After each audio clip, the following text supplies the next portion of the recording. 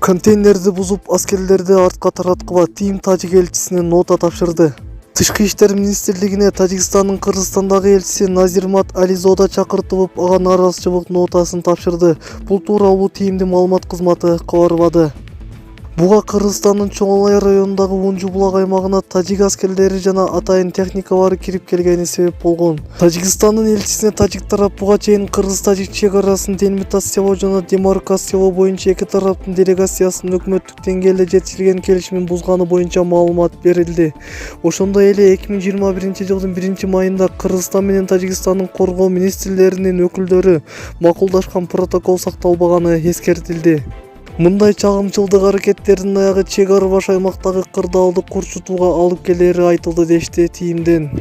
Ошондой эле буга чейинки макулдашууларга карабай Тажикстандын бийлик өкүлдөрү телефон чалууларга жооп бербей, байланышка чыкпай жатканы белгиленди.